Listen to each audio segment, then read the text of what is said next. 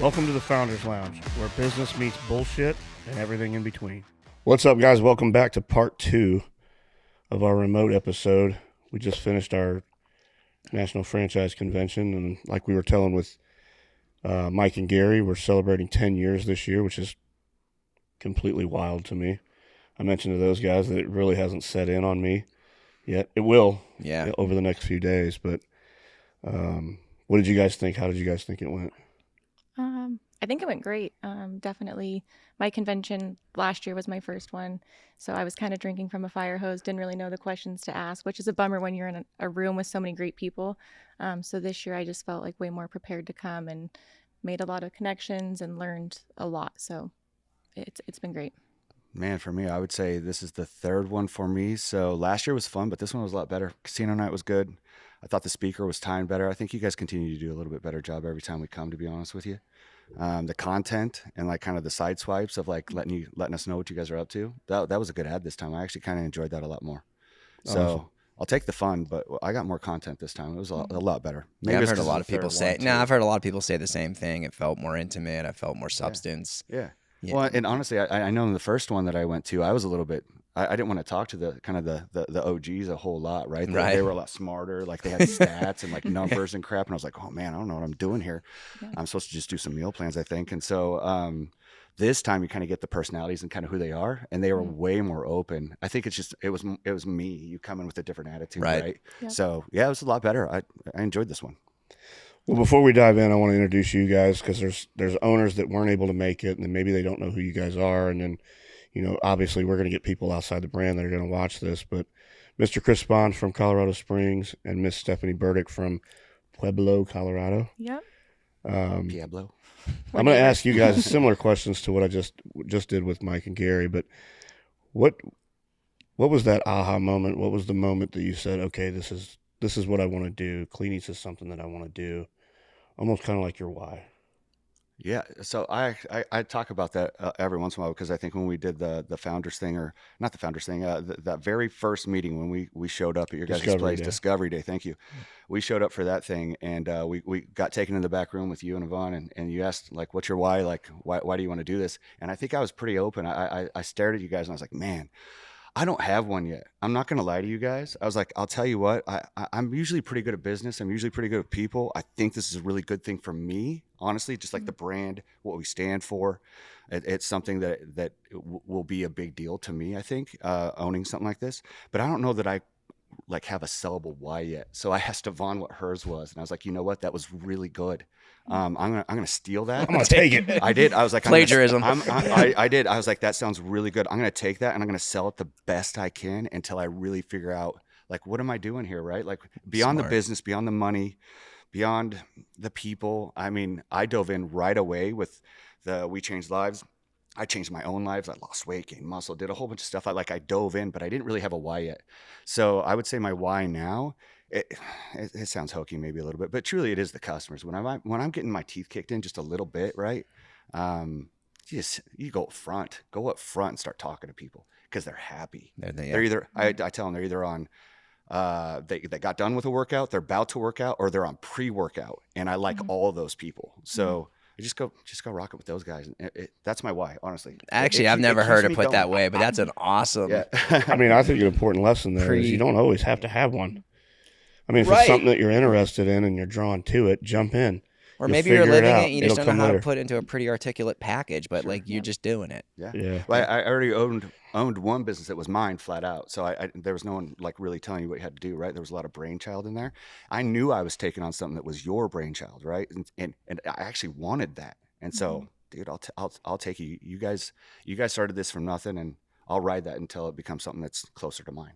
Yeah. It's kind of funny because I'm similar with the whole why thing. I'm like, yesterday when I did the interview, I was like, I don't really have a defined why, but I have a lot of why nots. Like I couldn't find any reason like why not to do this. Yesterday when Jen was speaking, she said something that really resonated with me. It was like, start before you're ready. Because I really do feel like I started this whole journey before I was quite ready. It was like a 2 a.m., like, can't sleep, like I've always wanted to do a meal prep company, but I knew I couldn't do it on my own. I don't have the nutrition background. I don't want the nutrition background. So it's always kind of been a little nugget in the back of my head for several years before I did it. And, I was trying to meal prep myself. I was, on my own health journey, and just one night, in the middle of the night, couldn't sleep and stumbled across Clean Eatz. And then I was like, oh, become a franchisee. Oh, click, submitted it. And then I think the discovery day was like the next one was like 2.5 weeks later. I was like, oh, okay, like this is happening quick. Now it's and here we go. Yeah, like it was literally just like a what's out there. And then before I know it, I was doing the SBA, it was very fast, but I think it was good because sometimes you second guess yourself, you're your biggest competitor, and I just literally jumped head first, and I wouldn't do it any other way really. So. What do you think was your biggest learning curve the first year? You're not quite a year, I get it. No, but 5 months. Yeah. This is real time then. Yeah. What's your biggest learning curve now? But I think it'll be interesting to hear your answer. Yeah. As young as you are, I think it'll be interesting to hear. So I guess I'll go. I don't know. Everyone here has a story about getting punched in the face. Man, we got nailed. We went in thinking, I'm going to open this place up and I'm going to start acting like Will, like some of the OGs guys. I'm going to open this up and I'm going to have a bunch of employees. I'm going to have a GM.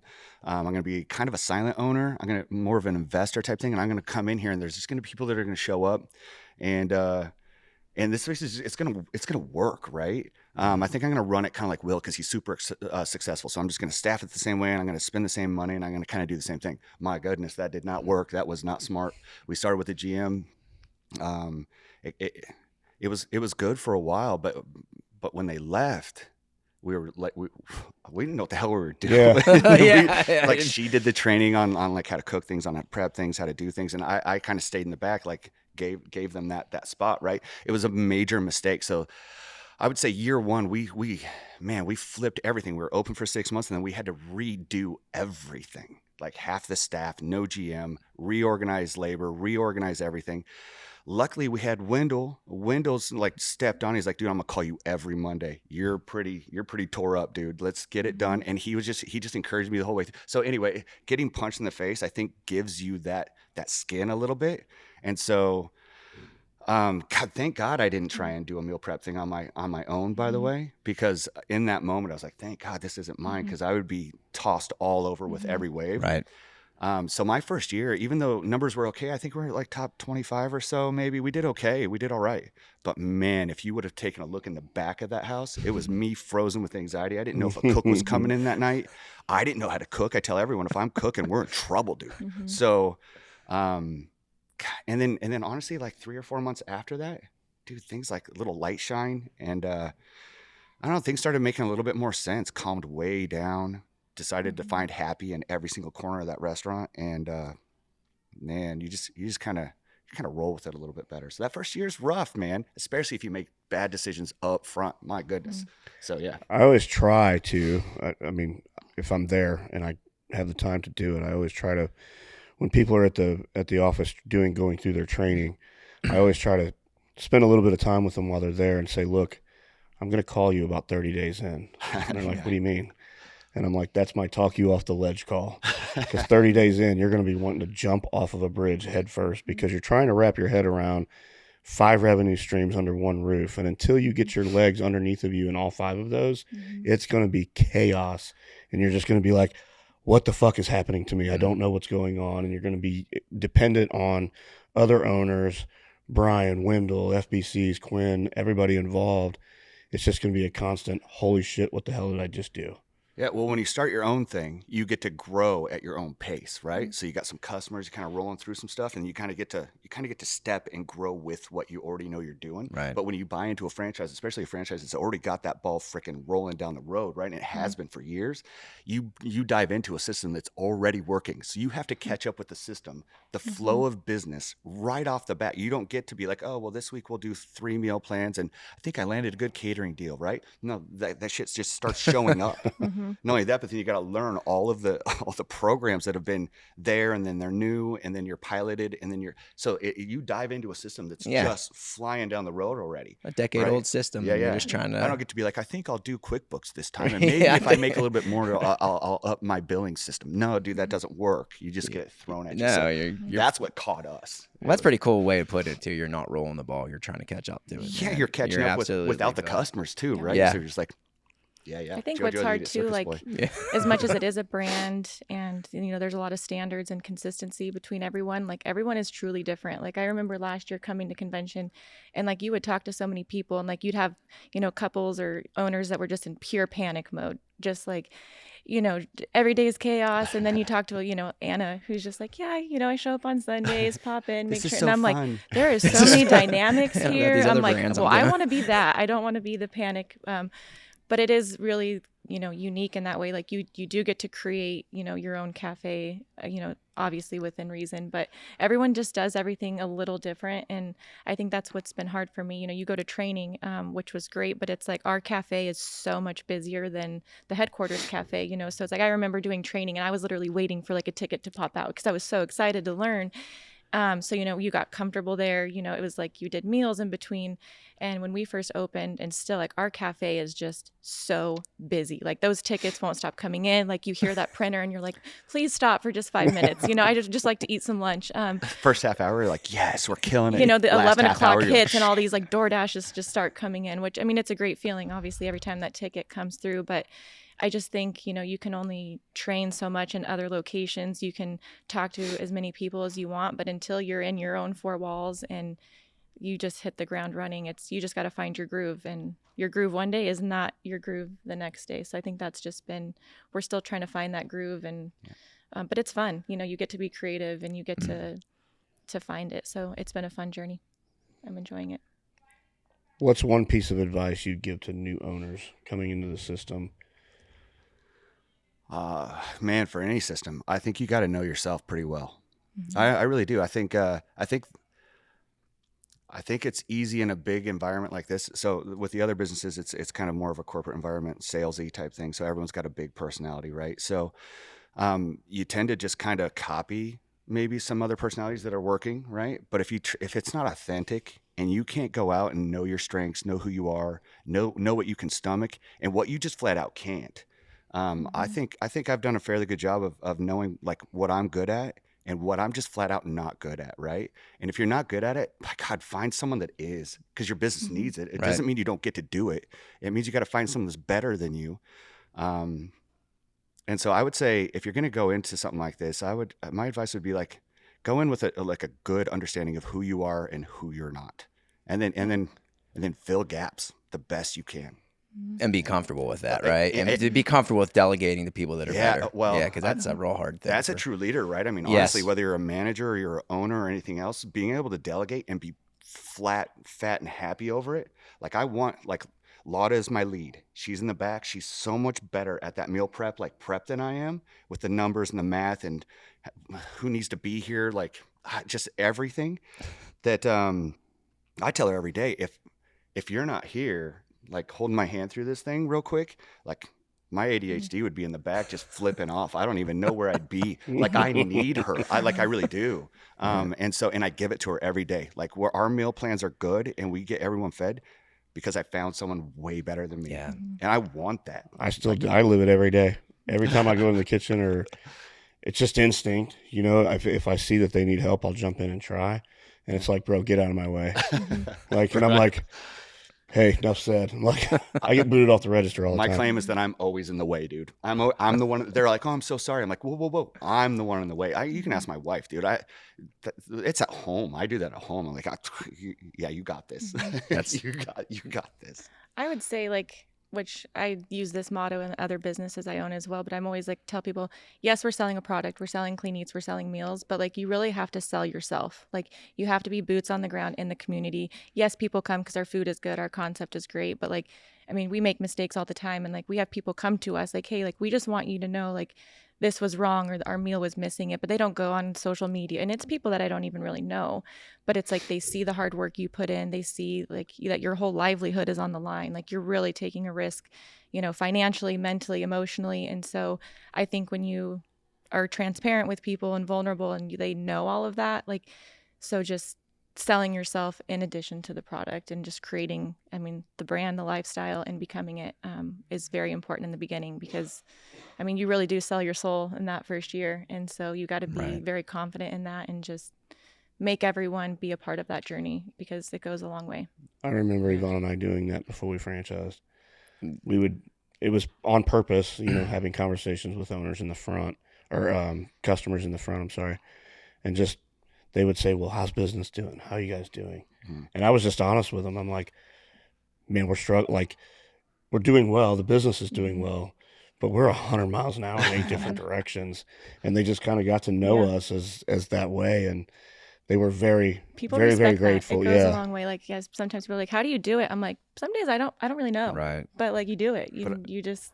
But you made it to the park bench. Yep. Right. Yeah. Yep. Nice. Bring it back. Yeah, the jam. Yeah, full circle. I mean, there. the cool thing that we've talked about is like most people coming into Clean Eatz, at least for the first time, they're challenged with something too. It's some type of physical, mental wellness goal they're trying to reach. You're right. It's relatable.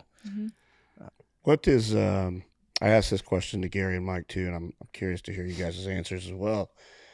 What's one system or process that really changed things for you, good or bad?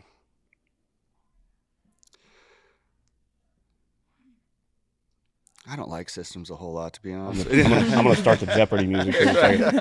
I was just going through all of our systems. So from when I started to where we're at now, like our actual internal systems have flipped over a few times, right? To be honest with you, I love the stat. Like R365 has become so much bigger for me over the past year. Not only like figuring out like a true idea of like true cost of things, COGS, labor, all the way through. So I'm not an analytical person. I'm not the numbers guy. I'm more of the song and dance guy, high-fiving people, making sure people like enjoy being there for a little bit. But learning that back-end system and actually learning some data-driven stuff has kept us more profitable. And I'm sorry, but if you're a little bit more profitable, you're a little bit happier. Absolutely. Yeah, that's the goal. Yeah. I like being happy, but I also like being profitable. So I would say all the systems that you guys have done so far, all the changeovers. We were one of the first on Brink. I love Brink. I check that damn thing every 5 minutes to see where we're at. And then the really good training, in-depth stuff on R365 for doing some real data stuff has helped me a ton. Yeah.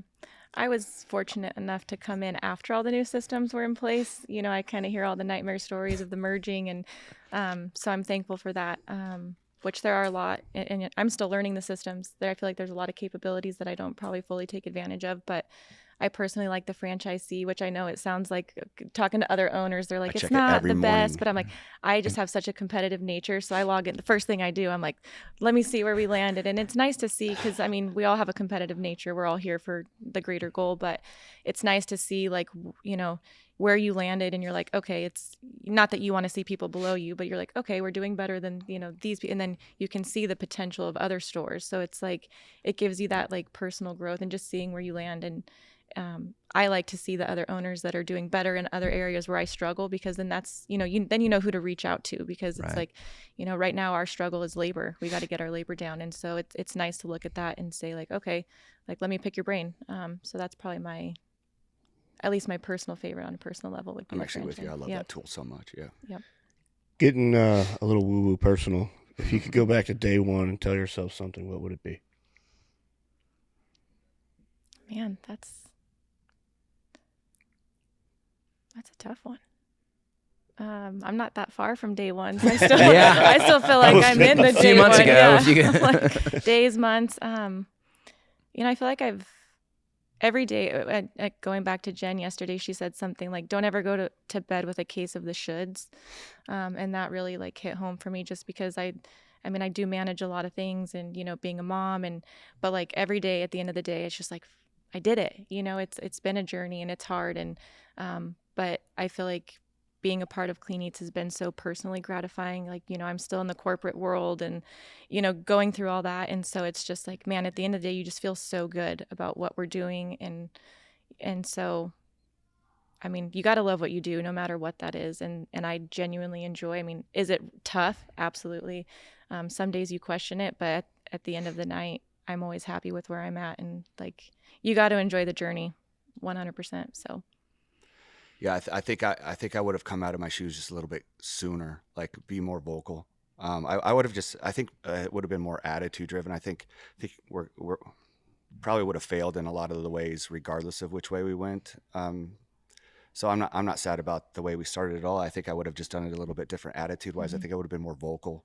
I would have been shouting a little bit louder. I would have been carrying around those free smoothie cards a little bit further. I would have been a little bit more present and open to talk about it right off the bat. So more marketing is what you're saying. Yeah, well, in just like everyday life almost, just more discussions just everywhere you go. I think word of mouth. I think I got a lot mouthier on it and a lot louder when the numbers are looking good because, oh man, people really do buy into this. And it's not just me that thought it was cool. Like when you tell someone an honest story, they actually agree with you 100%. And I think I wish I would have done that a little bit more, a little just more vocal. Be seen. Be seen. Be seen, be present. All that stuff. I'm a talker, but at the same time, I really don't really care about being seen a whole lot. And so I wear that, but I should have shedded that a lot sooner. Yeah, I would agree with that 100%. So what does success look like for you? Like looking out 5-10 years from now, what does success within this brand look like for you? And then what is your end goal? Yeah, I think for me, again, having the other businesses outside of this, so I'm already kind of spread out. I have technology businesses, IT, and then we have this, right? So this, I thought it was a really cool idea because I have 3 daughters. And so I thought, man, if I could get at least one of them to either take them all or all 3 of them to take their own, that would be an incredible deal. And you know what, if they don't want it, that's cool. We can sell it. I think selling is a fantastic idea. The other businesses are built to sell. I had this idea early on. My wife and I run the technology business, and it dawned on us, man, I don't really own a business. I have a business that owns me. And when you have that, that's not sellable. No one wants to buy that because the moment you're gone, your customers are gone too. That's it. Right? Yeah. What's the residual of it? Like, what are you making? So focusing this business more on a model that's sellable in the future in case I have to. Not only that, but if you focus that way, it's built right too, right? Absolutely. Like it's built right. Not only it's for sale, it's just built right for you.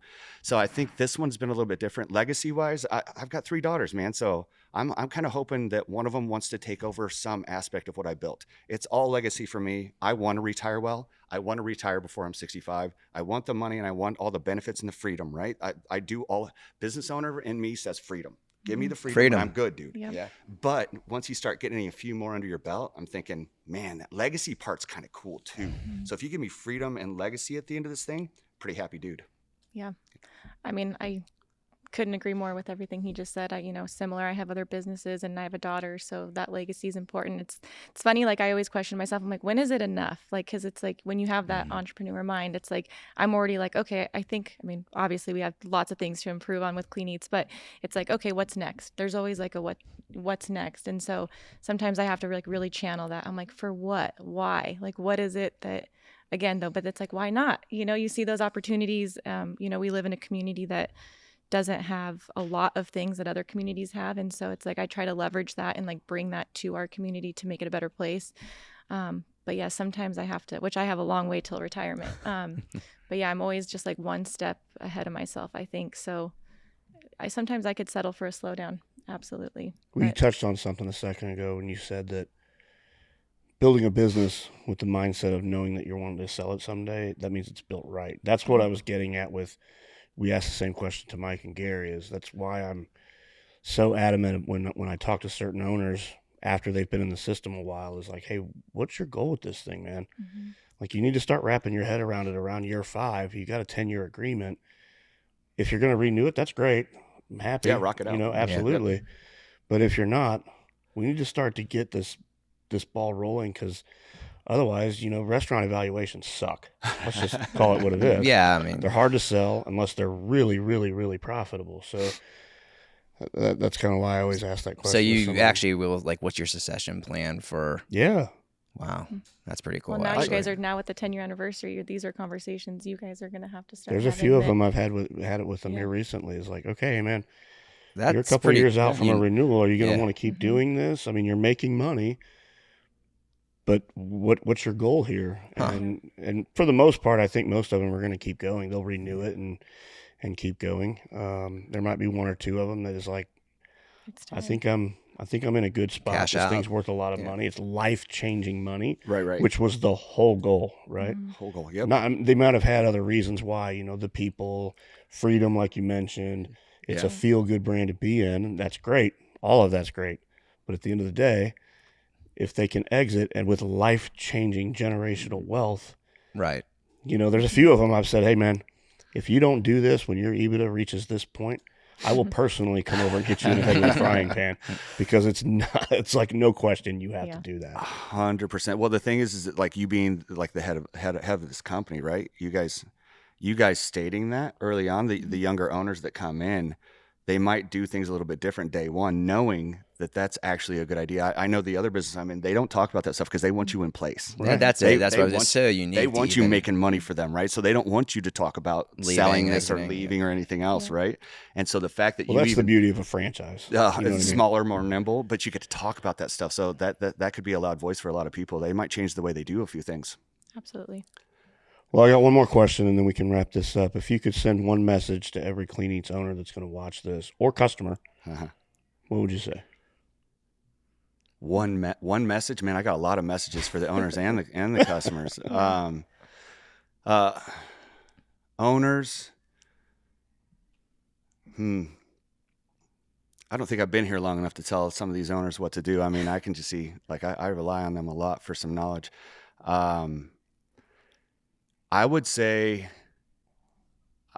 don't get swayed with change too fast. I've seen the other corporations that I'm with get frantic, and they're just so quick to try and make a change, right? So I would say make sure that dude, it's tested and things are well. And that could be big, but that could be small down to the system is good, right? Get super good at the basics. Dude, owners just get good at the basics and rock this thing out and be happy. I mean, for crying out loud, it's a pretty good thing we've got going on here. I think when you're in other industries, this is pretty good. It's not rocket science. It's not crazy compared to a lot of other business ideas, right? So I would say just like keep super level on a lot of stuff. Get good at the basics. For the owners, customers, man, this brand, macros are on spot. Our pricing's right.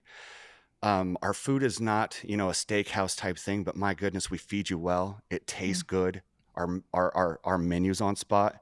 And you can get things done, man. If I could compile the stories of people come in that say super good things about not just weight loss. I think everyone just thinks of us as fitness. Man, all the moms that come in that are just like, you don't know how much time you save. You got a high school kid in sports. He's trying to gain weight. I'm spending money out the yin. All right. You guys saved us. Right. To the old ladies that are like, dude, my husband eats steak. I don't like steak. And so we just get different meals. We can shop whatever we want. He can eat what he wants and I eat what I want. And I'm not cooking, right? They're tired. It's if you take the whole scope of what we do customers, you can use us any way you want. Supplement us, use us full out. We are there to like literally hit so many buttons for so many people. You just got to come get it. Yeah. I would probably say consistency. I feel like we live in a world of just like immediate gratification. Like everyone wants change now. They want to open a business and be on a beach.